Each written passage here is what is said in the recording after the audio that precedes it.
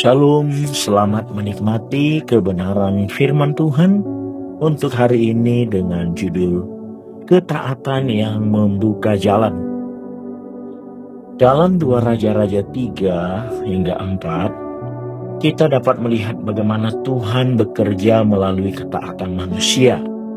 Namun semua kisah ini sebenarnya menunjuk kepada ketaatan yang lebih besar, yaitu ketaatan Yesus Kristus yang sempurna sampai mati di salib. Pertama, kita akan belajar taat walau tidak masuk akal. Melalui Nabi Elisa, Tuhan memerintahkan menggali parit di tanah kering, sebuah tindakan yang tampak tidak logis di tengah krisis air. Namun ketika mereka taat, Tuhan mengirim air dan memberi kemenangan. Yesus Kristus taat kepada kehendak Bapa, bahkan ketika harus menghadapi penderitaan salib.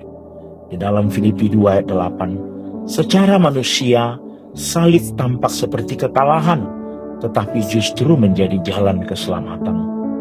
Saat Tuhan meminta kita melakukan sesuatu yang sulit atau tidak kita mengerti, tetaplah taat, karena disitulah kuasa Tuhan dinyatakan.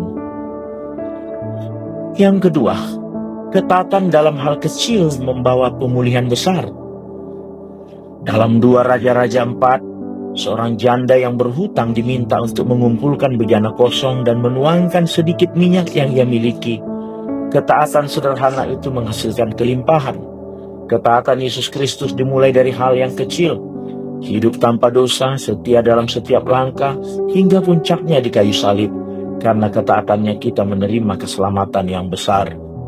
Jangan meremehkan ketaatan kecil seperti doa, kesetiaan, kejujuran. Semua itu bermanfaat untuk membuka jalan ilahi.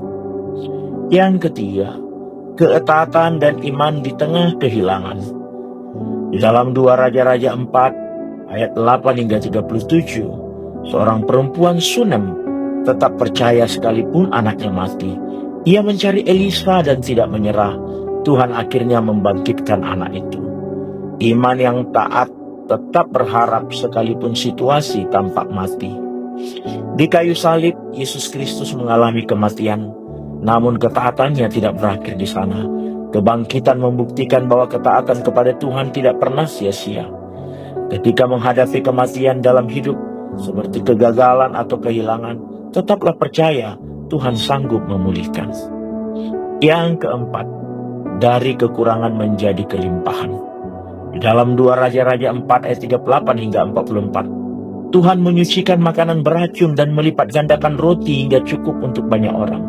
Tuhan sanggup mengubah kekurangan menjadi kecukupan. Melalui pengorbanan Yesus Kristus di salib, manusia yang kekurangan karena dosa menerima kelimpahan kasih karunia dan hidup kekal.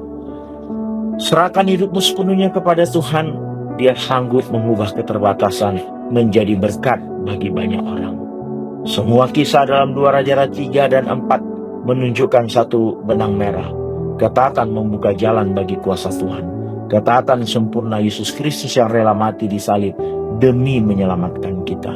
Karena itu, kita taat bukan untuk mendapatkan keselamatan, tetapi karena kita sudah diselamatkan oleh ketaatan Kristus.